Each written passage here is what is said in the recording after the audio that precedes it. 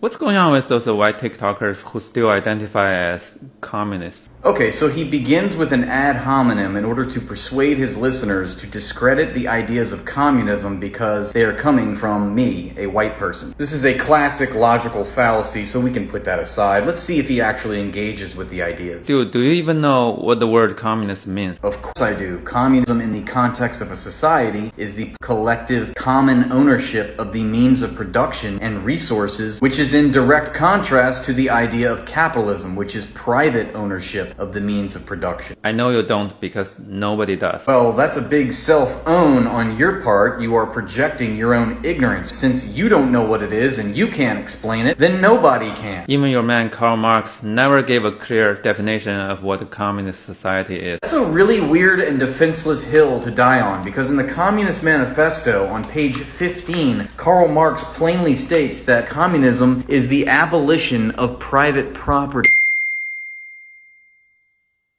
Marx didn't advocate for communism in his time or even now. He advocated for socialism, which is conspicuously a word that is missing from your material analysis, and I wonder why. And yes, I use material analysis in quotes because I mean it sarcastically. Karl Marx understood that socialism was the transitory state, but communism was the end goal. Kind of like how in slave societies, people envisioned a society without slaves, and then were able to actually abolish slavery. Communism can also be defined as any human relationship which exhibits and expresses the principle of to each according to their need, from each according to their ability. Communism contends that just as we have a capitalist society which is built on the idea of self-enrichment and exploitation of the general public, there can also be another society which is built on a different principle, namely the principle of to each according to their need and from each according to their ability. When I was a kid in China, Marxism was a required course and I was a good, obedient nerd. But after years of memorizing that stuff, I still had no idea how to define that one ideal we were supposed to pursue for the rest of our lives. Well, you just said it. You memorized these things, you didn't critically think about them, you didn't actually comprehend what you were reading. Critically thinking about something and internalizing it is different than just memorizing something. We had to sing this song called We Are the Communist Torchbearers. We sang it week after week, but nobody told us what the fuck it meant. This is starting to sound more like you just being unhappy with your childhood and nothing to do with communism. You still haven't critically, legitimately engaged with any of the ideas for your audience. We knew we were heading to some sort of heaven, but not sure how and when.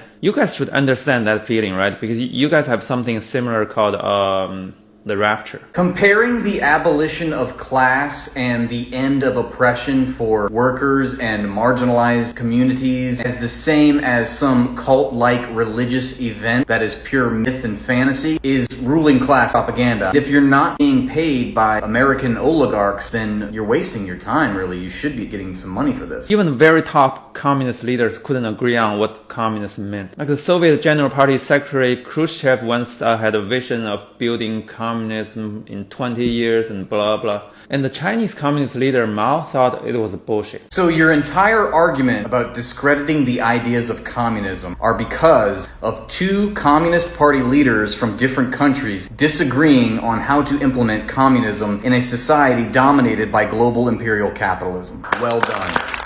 Great take.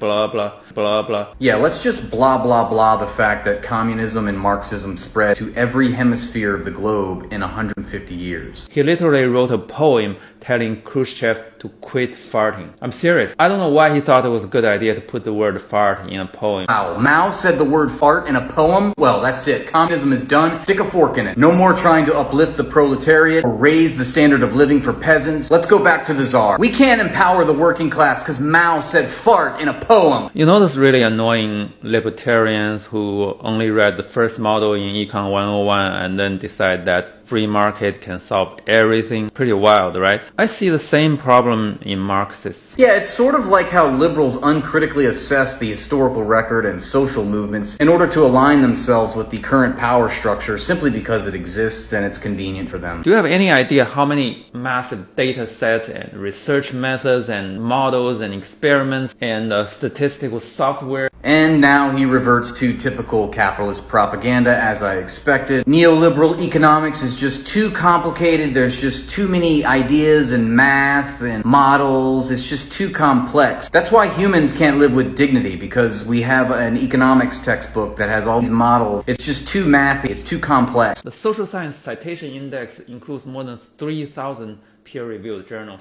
You can't just dismiss all of those as corporate conspiracies. Guys, the social science citation index has more than 3,000 peer-reviewed journals. That's why the poor have to die. That's why we can't do anything about capitalism. That's why we have to bomb Nicaragua. That's why we have to bomb Vietnam. That's why we have to bomb Yemen and Palestine. This is why we can't help poor people. This is why Jeff Bezos needs his $500 million mega yacht. This is why 8 men have to own more wealth than 4 billion people. It's just how it goes. Look at the scientific journals. They say it all. Do you have any idea how many massive data sets and research methods and models and experiments? You can't just dismiss all of those as corporate conspiracies and place all your trust in this one book written in the 19th century. Imagine that, in a world dominated by imperial capitalism, where you have a global corporate dictatorship which controls all states and governments, that we have infinitely more literature that justifies and legitimizes the capitalist system than we do have literature that is pro-working class. Brave take.